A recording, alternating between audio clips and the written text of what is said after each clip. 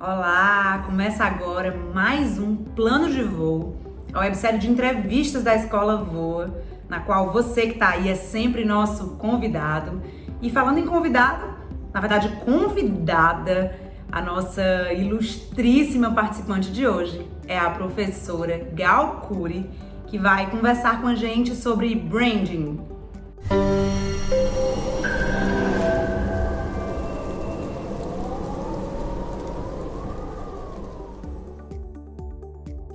Então, Gal, para aquecer as turbinas, eu queria que você se apresentasse, mas de uma maneira bem diferente, nada de trazer muita certificação, aquela apresentação estilo LinkedIn, tá? Uma coisa bem informal mesmo. Então, conta pra gente, quem é a Gal na fila do pão? Ok, a Gal é aquela que adora estar na fila do pão, porque adora um pãozinho integral com manteiga ou com geleia, enfim. Adoro comer bem, adoro beber bem, adoro vinho, adoro café, adoro ensinar, né? Ensinar para mim é uma grande paixão. Não é a minha atividade primária, no sentido que a minha atividade primária é ser consultora, trabalho em comunicação de mercado há quase 30 anos, sou do Rio, moro em Fortaleza atualmente por uma questão familiar e pessoal. Adoro praia, né? Como toda boa carioca, apesar de não tomar muito sol, que a minha pele não deixa muito, mas adoro ir à praia, adoro fazer exercício, adoro a minha família, adoro meus cachorros. E essa diversidade de poder conviver com pessoas, né, através do saber, do ensino, de curso, é muito bacana. Eu entendo que é algo que é muito motivador, e isso faz com que você tenha estímulo, né, inspiração para acordar todo dia de manhã e falar, vou fazer alguma coisa diferente, né? Quando você consegue tocar alguém, né? Eu gosto de dizer que muitas vezes um educador, uma pessoa que ensina, é alguém que está numa sala contigo e abre diversas janelas. E você pode falar, legal, vou lá olhar naquela janela o que tem lá porque me interessei. Então eu gosto de pensar a sala de aula como uma sala com grandes janelas, e que o conhecimento vai abrindo e que você, ao longo da sua vida, pode ir atrás, né? Eu fico muito feliz quando encontro ex-alunos, por exemplo, que falam, professora, nunca esqueci de você, eu nunca esqueci de uma coisa que você falou na sala de aula, estou fazendo meu papel na sociedade e estou sendo relevante para alguém, isso aí é o que importa. Fico muito feliz de estar aqui no VOA, uma ideia muito interessante, com profissionais extremamente reputados, que começou de uma maneira extremamente séria, e com muito orgulho faço parte disso. Adorei, Gal, já me identifiquei aqui em diversos aspectos. Bom, e para aquecer as turbinas, a minha pergunta na verdade, Gal, como é que se aplica o conceito de brand, né? O que é conceitualmente e como é que se aplica na prática? Ok, vamos lá. Branding, né? Eu sempre gosto de pegar a etimologia da palavra, né? Brand é marca em inglês, o ING é ação. Então a gente poderia dizer, para começar a explicar o conceito do que é branding, que é a marca em ação, a marca em movimento. A marca precisa disso hoje, né? Então a ideia é o seguinte, é como se a marca pudesse sair do ponto de venda, sair da prateleira e ir atrás do consumidor, né? Descobrir novos pontos de contato. E hoje em dia a gente pode dizer em que a gente precisa ter o consumo da marca e o consumo do produto também, né? Então, qual é a ideia? É que a marca, ela tem uma relação própria com as pessoas e nessa gestão da marca você consiga transformar a sua relação, que seria uma relação, toma aqui o produto, aqui meu dinheiro, numa relação de muito mais afeto, um relacionamento de longo prazo, que envolve valores, propósitos, e não só uma troca mercantilista de um produto ou de um serviço, certo? Então a ideia do branding é você fazer a gestão da tua marca e que a marca encontre novas formas, como eu falei, novos pontos de contato, né? Sempre pensando nessa ideia da marca em movimento, a marca em ação. Então quando uma marca faz um evento, por exemplo, isso é branding. Quando a marca está no Instagram, é branding. Quando a marca faz um outdoor, quando a marca fala com você no WhatsApp, quando a marca dá um alô para você de qualquer forma, isso é branding. E as marcas vão procurando compreender melhor o que o consumidor gosta de fazer, onde é que ele está, porque aí você consegue ser mais assertivo, né, e produzir essa conexão emocional que as marcas precisam ter hoje com as pessoas. Bacana, Gal, bacana. Então, eu brincaria aqui dizendo que branding, então, é a marca no gerúndio, é isso? Bom, Gal, eu também queria saber como é que se faz a gestão de branding, que foi uma coisa que você já deu uma pista aí nessa tua resposta, e se qualquer profissional está apto a fazer isso, tem um perfil específico de profissional, como é que funciona? A tua pergunta é uma pergunta muito interessante, né? As pessoas gostam de receber uma fórmula de bolo, um produto de prateleira, algo que você aperte um botão e funcione sozinho, né? Com a gestão de uma marca, isso não funciona. Por quê? Porque a gente tem cada segmento e cada produto tem suas particularidades. Então, assim, o que pode funcionar muito bem para um produto X pode não funcionar para o teu produto. Então, o que é importante? Que você identifique quais são os principais canais de contato da tua marca com o público, como é que o público gosta de interagir, principalmente o que é relevante para aquele público, né? A marca ela tem que gerar relevância. Fora isso, né, eu gosto de comparar o branding como um iceberg, né? A gente vê lá aquela ponta do iceberg, que seria o quê? Que seria a parte visual, a identidade visual, as peças e ações. Só que para aparecer lá a ponta do iceberg, a gente precisa da base do iceberg. Então, o que é a base do branding? É você pensar assim, qual é a minha proposta de valor? O que eu estou oferecendo para o mercado? Que desejo, que necessidade eu estou satisfazendo, né? Quais são os meus pilares, a minha essência, meu propósito? Por que eu existo? Qual é a minha razão de ser? Então, assim, quando você tem essa estratégia, tem esse seu porquê sedimentado, né? Você tem isso como um alicerce estratégico bem fundamentado, você consegue, é natural que você vá descobrindo as melhores formas de contato, né? A gente sabe que hoje a gente tem um mundo que gira muito em torno do que a gente chama de convergência, que é você ter uma mistura do digital com o não digital, né? Com online e com offline. E como eu falei, é claro, por exemplo, pode ter uma marca que ela necessariamente precisa ter ferramentas de busca, uma outra que necessariamente precisa ter Instagram, a outra necessariamente precisa ter panfletos de venda, enfim. A maneira como você vai fazer branding, como você vai se conectar com o seu consumidor, como eu falei, vai depender do quê? Da natureza do teu negócio e do teu público-alvo, né? E das tuas necessidades específicas como negócio também, né? Não dá para você falar, vou copiar aquela marca que vai dar certo. Não, você tem que entender qual é o teu negócio e o que as pessoas querem. Legal, Gal. E assim, me diz quais são os principais fundamentos para desenvolver uma marca de valor? Bom, o conceito de proposta de valor, ele parte, né, de dois grandes fatores. O primeiro é compreender o que a gente chama de dores do cliente, né? O dor não é uma dor física, né? É uma dor que pode ser, a gente chama, as dores na verdade são obstáculos, são coisas que você não gosta de fazer, mas você acaba fazendo para poder consumir um produto ou um serviço, né? Por exemplo, antes de existirem os aplicativos, né, de transporte, né, que te levam para algum lugar ou para o outro, como Uber ou como Cabify, etc., né, as pessoas tinham que sempre chamar um táxi. Para você chamar um táxi, o que você tinha que fazer? Você tinha que ligar lá para uma central, a pessoa te retornava a ligação para saber se tinha encontrado ou não o motorista. Podia demorar muito. Quando chegava o motorista, você não sabia qual era o caminho, quanto tempo ia demorar, quanto ia custar. Você tinha que ter dinheiro, porque não aceitava outra forma de pagamento. E às vezes você se sentia um pouco insegura, porque você não conhecia, por exemplo, a reputação, quem era aquele motorista. Quando entram, então a gente tinha muitas dores, né? Concorda? Eu tinha muitos problemas, obstáculos, coisas que eu não gostava para chamar um táxi desse jeito. Quando entram os aplicativos, o que eles fazem? Eles aliviam as dores. A gente usa esse termo mesmo em branding que a gente chama de painkillers, né? Os analgésicos. Então, assim, o fundamento de você criar um posicionamento bem feito é você compreender o seguinte: eu preciso gerar valor. E gerar valor passa muito para eu aliviar as dores, né? Compreender o que aborrece o cliente e, ao mesmo tempo, o que ele acha bacana. Então, assim, a gente, nesse conceito de descobrir as dores do cliente, eu também tenho o quê? O que deixa ele feliz, né? Os drivers de motivação. E aí eu busco oferecer algo, né? Ter uma oferta no mercado, seja de produto ou serviço, que alivie essas dores e que tenha essa sensação de você ganhar sempre o que você busca, né? Então a gente sempre pensa que a marca ela deve estar associada, né, a um produto ou serviço que tem valor para o cliente.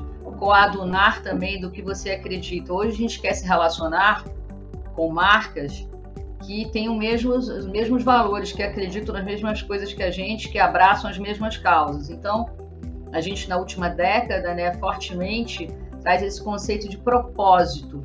Então, pensa assim, qual é a razão de ser da tua marca? O que você está fazendo, além de vender um produto ou serviço, né? O que tem por trás?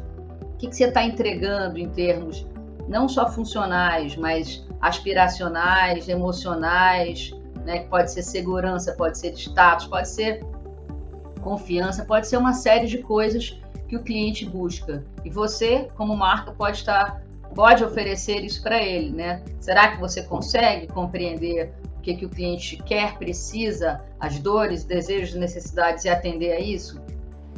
Gal, eu vou até fugir aqui um pouquinho do nosso roteiro, porque o papo está muito bom e estão surgindo outras perguntas aqui na minha cabeça também. Bom, eu queria saber se tem alguma diferença quando a marca é de fato uma empresa ou quando é uma pessoa marca, né? Que é algo cada vez mais comum. E além disso, mesmo quando a marca é uma empresa, de fato hoje é muito difícil para a gente separar o CPF do CNPJ. A gente associa muito um posicionamento de um dono de uma empresa. Então, eu queria que você falasse um pouquinho a respeito dessas diferenças e desse cruzamento. Ok. Tem uma área do branding que a gente chama de personal branding, né? Que muitas vezes você tem um profissional liberal, como um arquiteto, um consultor, um médico, etc., que ele sente a necessidade de criar uma estratégia, né, de posicionamento de marca. Então você vai agir, assim como você faz com uma empresa. Qual é o primeiro passo? Uma análise, diagnóstico, conhecer o mercado, conhecer a concorrência, entender quem são os clientes dele. Aí você vai desenvolver os pilares, vai desenvolver a identidade visual, a paleta de cores, a personalidade da marca, a voz da marca, né, que é como é que a marca fala, as hashtags, os emojis, as expressões principais que você vai usar. E aí, assim, o que acontece? A gente brinca, né? Outro dia alguém me falou assim, a humanidade parou de dar certo quando a gente parou de ter como ídolos cantores de rock e agora a gente idolatra os CEOs de empresa, né? Então a gente tem uma cultura hoje em que a gente tem contato com os CEOs de grandes empresas. Esses CEOs de grandes empresas muitas vezes têm opiniões que podem ser altamente contraditórias ou opiniões que são muito diametralmente opostas à sua. E aí, obviamente, aquela opinião dele reflete na tua visão da marca, porque eles estão naquele momento representando a marca. A gente tem vários casos de CEOs internacionais e nacionais, né, de empresas multinacionais, empresas regionais também, né, ou nacionais, cuja opinião, né, pública gerou muita polêmica. E aí, às vezes, também tem coisas interessantes. A gente viu recentemente alguns CEOs que foram pressionados, de uma certa forma, pela sociedade a criar programas exclusivos, né, de trainees para pessoas, para responder diversidade, para falar para somente, por exemplo, Magazine Luiza, Nubank, criaram programas de trainee somente para pessoas negras. Então é importante a gente compreender também, né, que a marca, ela não é só a marca que está lá do produto, ela é um fruto de associações, experiências, atributos e valores em que a gente meio coloca tudo assim dentro de uma caixa e a gente tem esse julgamento de valor a respeito de uma marca também baseado no que as pessoas, né? A gente chama das pessoas da marca, podem ser o CEO, pode ser um vendedor, etc. E às vezes, por exemplo, você deixa de consumir numa loja porque um vendedor fez alguma coisa que você não gostou. Ou você deixa de ir no restaurante porque você não gostou da atitude do garçom. A gente tem que compreender que branding é todo ponto de contato, né, que uma marca tem com as pessoas. Esse ponto de contato pode advir de diversos inputs, de diversos lados, né? Quais são os ganhos de um posicionamento de marca bem sucedido para uma empresa? E também, aliás, o que é um posicionamento de marca bem sucedido? Ok, vamos lá para tentar responder essas perguntas. Eu vou dar um exemplo que eu acho que pode ilustrar bem. Vamos falar primeiro de um aspecto bem objetivo, bem funcional do que a gente chama do valor patrimonial da marca. Imagina, por exemplo, que eu mostro para um grupo de pessoas uma calça jeans e eu tiro qualquer tipo de identificação, de botão, de etiqueta, etc. e pergunto para eles assim, quanto é que você pagaria por essa calça jeans? Aí eles falariam, pagaria R$100. Um fala 120, algo assim. E aí eu mostro a mesma calça, porém agora com a identificação da marca, etc. Aí alguém fala, essa marca aí eu pagaria 300, outra eu pagaria até 350. Essa diferença do que você pagaria por um produto sem a marca e com a marca, né? É o que a gente chama do valor da marca como patrimônio, né? É um ativo valioso para a empresa. Você poder praticar preços mais significativos pela marca e por causa da marca. O quanto a pessoa estaria disposta a pagar pela marca, tá? Posicionamento da marca, a gente gosta respondendo a segunda parte da pergunta, né? E fora isso, tá, gente? Imagina, por exemplo, que você vai vender a tua empresa. Você tem que levar em consideração o valor da marca também, o quanto a marca é conhecida, né? O quanto a marca é admirada, o quanto a marca pode alavancar novos negócios para a empresa. Tem algumas marcas, se ela botar o nome dela lá em qualquer coisa, é sucesso. Por quê? Porque as pessoas conhecem essa marca, já tem uma reputação, né? Já tem uma confiança, já tem um histórico de relacionamento. E respondendo a segunda pergunta, né, em relação ao posicionamento, o que é o posicionamento da marca? Posicionamento, né, é ligado ao que a gente chama do marketing fit. É onde eu escolho aonde é que eu vou me encaixar no mercado, né? As perguntas devem ser: como é que eu quero ser conhecido e percebido, né? E o posicionamento deve refletir o que você acredita como gestor, ou criador, ou empreendedor também, para a sua marca. Importantíssimo que esse posicionamento seja um posicionamento relevante para quem? Para o meu público-alvo. Sempre pensa com a cabeça do cliente, porque a gente faz produtos e serviços para ele, não é para a gente. Gal, tua cabeça é tão lá na frente que você já antecipou aqui a minha próxima pergunta, que era justamente sobre marketing fit. Então você já antecipou um pouquinho o que é, e eu queria saber como é que cada marca pode encontrar o seu. Bom, a gente hoje, né, o branding, ele usa muito o que a gente chama do data science, da inteligência de mercado. A ideia de você encontrar o seu marketing fit é muito ligada a você observar o que acontece no mercado, para identificar algumas lacunas que podem existir no mercado. Eu faço uma analogia, imagina, por exemplo, você está andando numa estrada de carro, e aí você está passando assim por uma fazenda cheia de animais, por exemplo, né? E aí aqueles animais, ou plantações, enfim, você está passando por uma fazenda que ela é toda cercada, né? Você tem lá uma cerca grande. Você vai passando, aquela cerca está intransponível, ninguém consegue passar aquela cerca. Qual é a analogia? Aqueles campos lá cheios de plantações ou animais é o mercado, cheio de outras empresas que não estão dando oportunidade para você entrar. Mas, de repente, você passa lá, viu uma cerca mais baixinha, ou viu um pedaço da cerca aberto. Então, aquela oportunidade de mercado pode se configurar no que a gente chama do market fit, né? Na verdade, o market fit também tem o que a gente chama de market gaps, ou as lacunas de mercado, oportunidades de mercado. Isso vem muito de você entender, muitas vezes, demandas reprimidas que o cliente tem, nichos de mercado mal atendidos, uma ideia que possa vir a atender, como eu tinha falado anteriormente, de alguma dor do cliente. Então, assim, o marketing fit, ele está ligado a você descobrir, primeiro, uma posição de mercado que não seja igual ao que todo mundo faz. Normalmente os mercados hoje são hipercompetitivos, mercados com muita competição, todo mundo brigando pelo mesmo cliente. Então a pergunta é, por que não? Por que eu não posso fazer isso de uma maneira diferente? O que eu posso fazer para me posicionar de forma única? E aí a gente vê o seguinte, que muitas vezes é quase impossível fazer isso com produtos. Os produtos são muito iguais, mas eu posso ter diferenças no relacionamento com o cliente, na maneira como eu falo, na comunicação, no meu branding.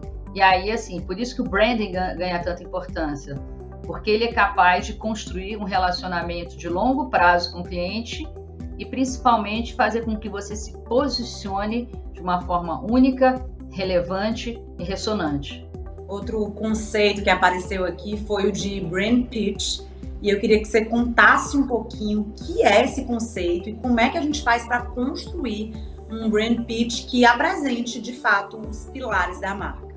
Eu acho que todo mundo conhece o que é beisebol, né? Aquele esporte que tem um taco, que o cara rebate a bola, etc, né? O conceito de brand pitch, mais uma vez, vou fazer aqui uma analogia com o beisebol, tá? Qual é a ideia? Imagina que você vai arremessar a bola, tá? Você é a empresa, a bola é lá a tua marca. E aí esse arremesso é chamado também de pitch, tá? O que vai acontecer? Você vai arremessar a bola e lá do outro lado tem um cara que vai rebater, que é a tua concorrência, que não vai deixar a bola chegar onde? No teu consumidor, que é alguém que está lá abaixado, catcher, né, para pegar a tua bola. Então você precisa ter a velocidade certa, o tempo certo, no local certo para você se desviar da concorrência, não deixar a concorrência te rebater, né, e chegar às mãos do seu consumidor. Então a gente costuma dizer que o brand pitch é o discurso da marca, em que você hoje, cada vez, você consegue resumir isso. Você tem que conseguir falar o teu discurso da marca num parágrafo, numa frase.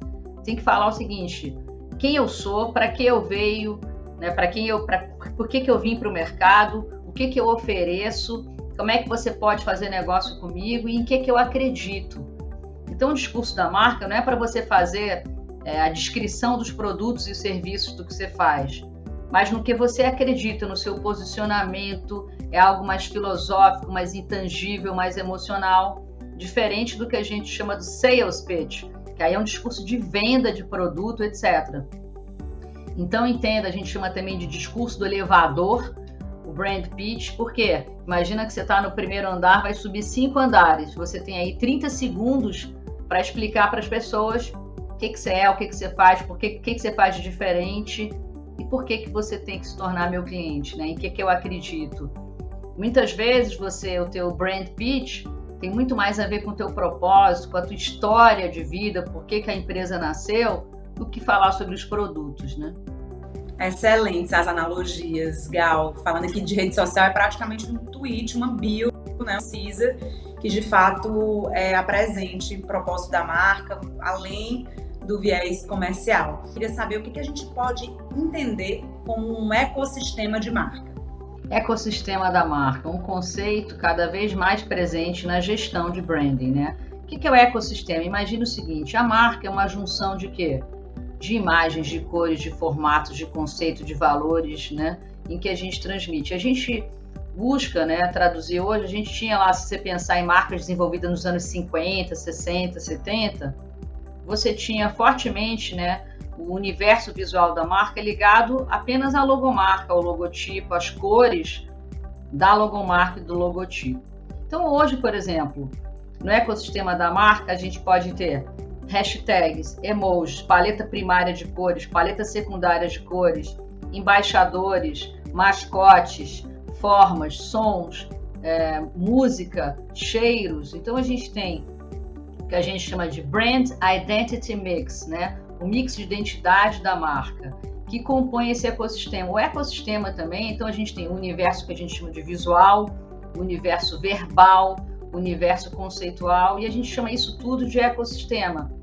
Então o ecossistema, por exemplo, é a maneira como os vendedores falam contigo, o uniforme, a fachada da loja, tudo que engloba a maneira como a marca está no mercado e como é que ela se mostra no mercado. Então é muito importante hoje que você escolha com muito cuidado, por exemplo, como eu já citei, hashtags, emojis, palavras-chave, né, que você vai usar na tua comunicação, até o tipo de enquadramento, né, o que você acredita. Então o ecossistema é tudo que envolve a marca na hora que ela se mostra para o mercado. Gal, então a gente pode dizer que esse ecossistema ele é criado por uma equipe multidisciplinar. E outro ponto também, a gente começa esse ecossistema de algum lugar ou não, assim, é aleatória a ordem que a gente começa essa construção? O ecossistema da marca, né, ele começa, por exemplo, com o processo de criar um nome, o processo de criar o desenho que representa a marca, os símbolos, as cores. Então é importante, por exemplo, que isso não seja feito de uma forma aleatória. Eu vou botar azul porque o azul é bonito. Não. Você vai escolher uma cor que ela tenha sentido. Então, posso dizer que tudo começa com o quê? Com a estratégia, com o market fit, com o posicionamento, né? Como eu quero ser conhecido e percebido. Então, a partir de você entender e decidir como é que você quer ser conhecido e percebido, que você faz o quê? Que você começa a montar o seu ecossistema, né? Imaginando que você tem a marca como um sol e você tem um mundo, planetas que têm mundos próprios orbitando em torno desse Sol, né? Essa ideia do ecossistema, ele tem que se autonutrir, né? Ele tem que se autogerir e, ao mesmo tempo, ele tem que criar reconhecimento da marca, né? Você tem que associar a marca àquela cor, aquele símbolo, aquelas hashtags, etc. E ajuda no processo também de você ter empatia, de você ter conexões. Muitas vezes o ecossistema tem alguma coisa que lhe agrada particularmente visualmente, ou a cor, ou o som, ou o cheiro. Tem muita gente que fala, adoro o cheiro daquela marca. O cheiro é ecossistema, por exemplo. Tem marcas que chegam ao ponto de vender o cheirinho delas lá em spray para você colocar na tua casa, por exemplo. Isso é muito poderoso, né? Então a criação do ecossistema fala como é que eu quero ser percebido, o que eu quero transmitir para o mercado. E aí você começa a pensar.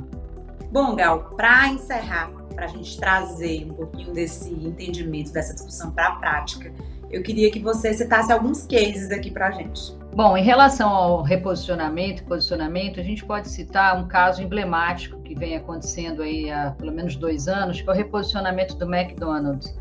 Vocês imaginam a dificuldade que é para uma marca global, uma marca que tem 120 mil restaurantes pelo mundo, você conseguir um posicionamento que seja visualmente, conceitualmente aceito, né, e absorvido por gente com tantas culturas, né, diferentes. Então, o McDonald's, ele optou, né, nos últimos 2 anos por sair do vermelho, né, aquele vermelho forte dele, e ele adicionou várias cores, né, a ideia de passar diversidade, leveza. Então, hoje a gente encontra verde, roxo, lilás, os uniformes da equipe ficaram mais leves, mais modernos, ele fez um reposicionamento completo. As embalagens das comidas, as fachadas das lojas, os uniformes. E assim ele deu mais modernidade, inovação e conseguiu também trazer, ele está usando muita iconografia, né, muitos desenhos, ícones, tirou fotos, né, das embalagens, para as embalagens ficarem mais leves e também até porque você tem alguns sanduíches diferentes em vários lugares do mundo. Então, a ideia era que ele pudesse traduzir isso, né, e isso ficasse bastante claro, dessa diversidade, dessa leveza, e esse posicionamento foi um posicionamento muito bem aceito. E como a gente está falando de uma rede, como eu falei, com milhares de lojas, né, isso vem sendo colocado gradativamente. Ele traz também um pouquinho de humor, de leveza. Aqui no Brasil, por exemplo, ele inaugurou a loja número 1000, e aí ele usou a maneira como o brasileiro fala, McDonald's, né? Usou Mac, M-E-Q-I. Então, assim, a loja Mac 1000, uma loja super enorme, linda. Parece assim, uma entrada de um parque de diversões, né? Uma homenagem ao público, a ideia de você colocar o público em primeiro lugar. E também essa ideia de você dar essa leveza, um bom humor. Então, assim, a gente pode dizer que o McDonald's é um exemplo de posicionamento muito bem sucedido ultimamente. Obrigada, Gal, por hora. O episódio de hoje aqui do Plano de Voo termina, mas eu queria te agradecer em nome de toda a Escola Voa, queria agradecer também a nossa audiência e dizer que não é um adeus, é um até breve, porque a gente volta para continuar esse papo que tem muito pano para manga ainda. Então, obrigada e até o próximo Plano de Voo.